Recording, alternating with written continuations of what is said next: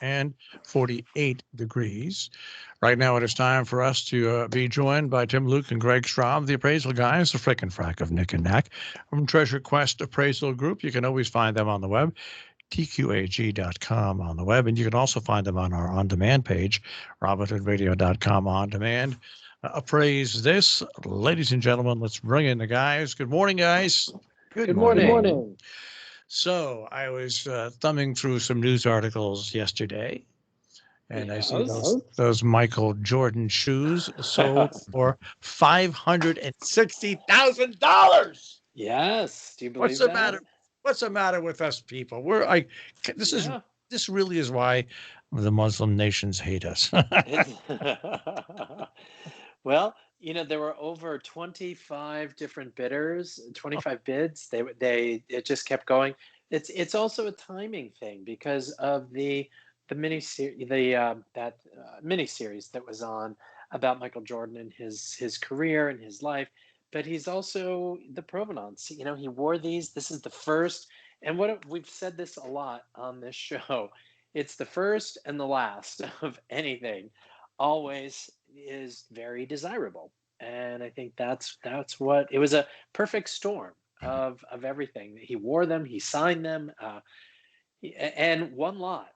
I mean, and I was thinking of that when I saw what it sold for. When I worked at Christie's and we were doing a toy auction and putting things together, and like 300 lots or 400 lots would be $500,000. This was just one, and it just did so well. And it's one item, and those are the things that it's what people look for too. Well, that being said, coming up at Julian's on the 21st of May is another sports auction. And in this one, there's a lot of Olympic memorabilia, but I think the highlights that we're going to have to be watching are the Kobe Bryant things. There's an entire uniform, Lakers uniform, that was game worn, estimated at 10 to 20,000, which is, you don't know how, these estimates are just that exactly.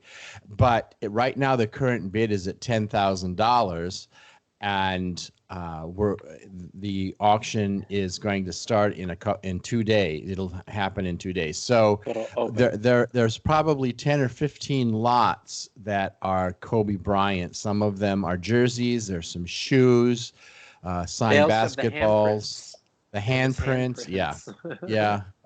So it's going to be interesting to see what happens with those as well.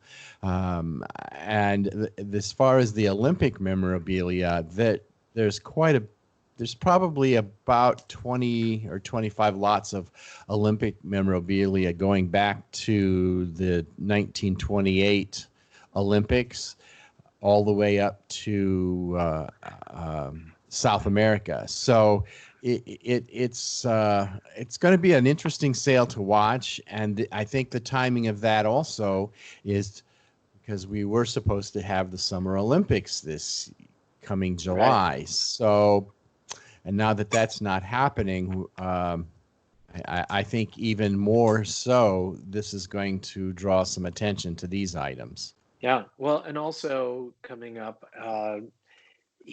Julian's is also offering two major guitars. One is Kurt Cobain's acoustic guitar that he played on the MTV Unplugged concert. So that's huge, and they're expecting that to sell for over $1 million. And they also have an extremely rare custom-made Prince Purple Cloud guitar. There were 4 Cloud guitars that were produced, and that was for the movie Purple Rain. And the number one is in the Smithsonian.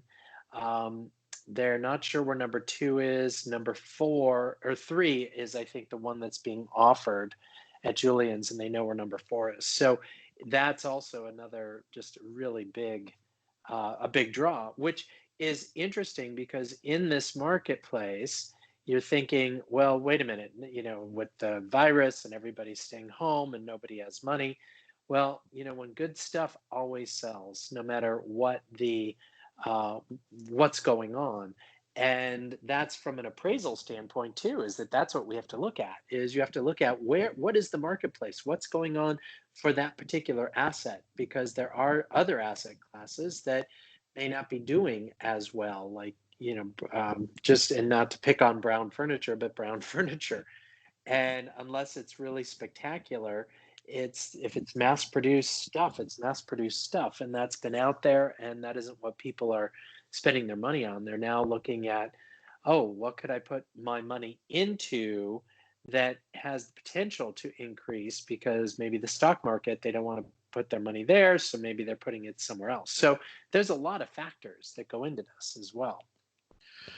I don't know. I just, I don't mean to be a nasty, mean old man, but I get $550,000 for a pair of sneakers, and and I just say to myself, let's just say for people that are homeless, if someone were to donate $550,000 to the city of Los Angeles, instead of having that homeless city set up under the underpasses and stuff, Right.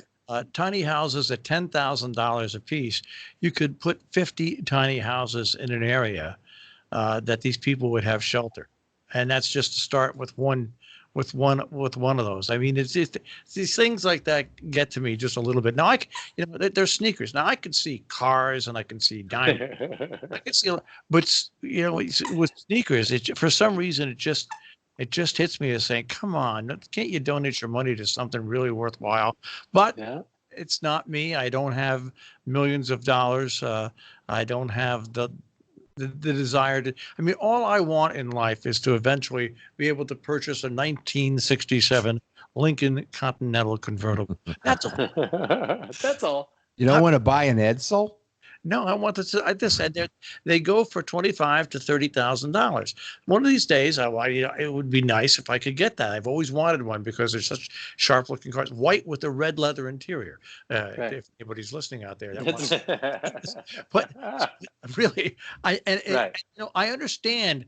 I understand art auctions. I understand automobile auctions. I understand auctions in general, small auctions and stuff. But every once in a while, like I say, when a pair of sneakers or if somebody's pair of socks went for like $100,000, Right. It's just got to be something, because you're just getting those, and no one else is going to ever see them again.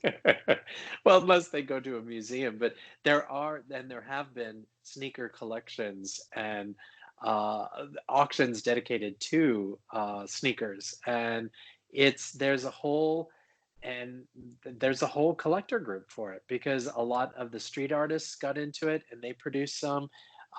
They partnered with Nike. There's some sports things. Even in the sports auction that's coming up that Julian's is offering, they have a number of the soccer boots that that were worn by a variety of different soccer players that are coming up for auction. So it's an area that and I've been doing this 30 years, and I've not seen shoes like that. I mean, Greg and I went to the shoe museum in Toronto. So we know that there are buyers for certain things, but that was more about examples of time periods and some celebrities.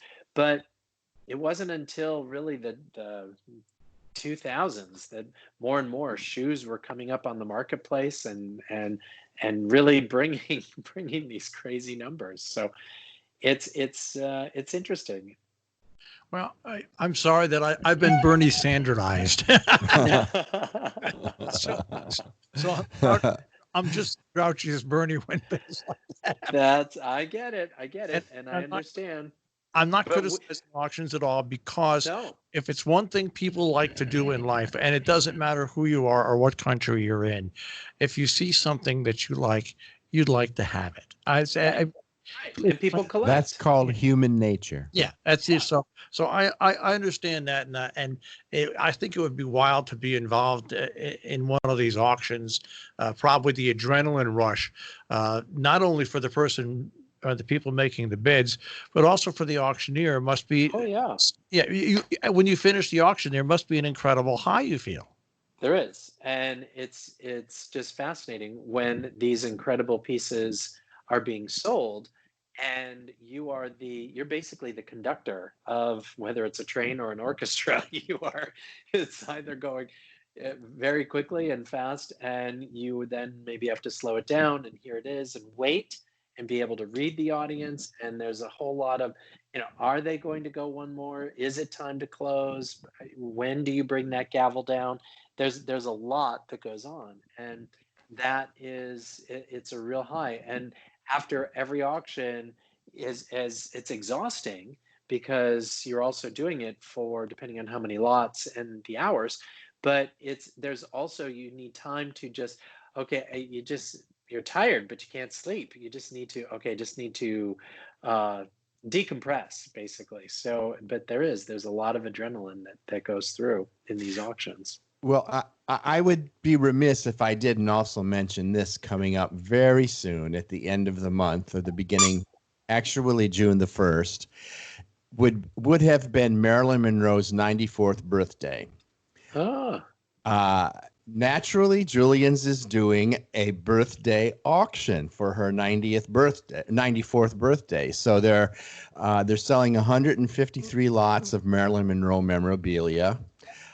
Everything from signed checks, tote bags, magazine covers, photographs, you name it, it's in there. So that'll be a fun thing. But it's hard to believe that after all this time, had Marilyn, well, she's probably with Elvis right now in Vegas.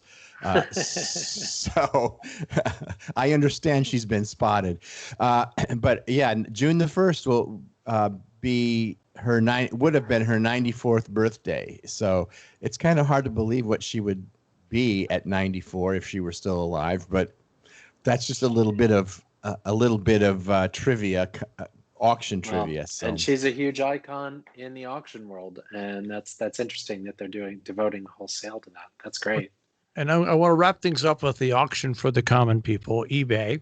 You guys remember the Flowbee haircutting system? Oh my God, yeah. yes. I had a Flowbee. Okay, and originally they were priced anywhere from $65 to $85, $90 when they came out.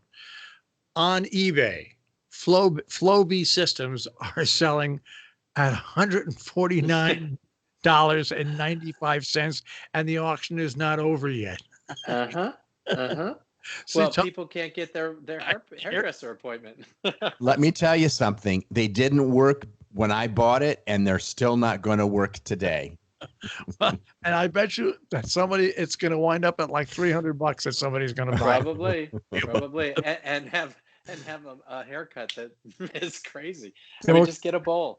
That's right. Look like one of the Three Stooges. Right. All right, guys. I want you to continue to stay safe. All right. Hey, you too. You too. Take care, guys. Take care, Marshall. Bye. Bye.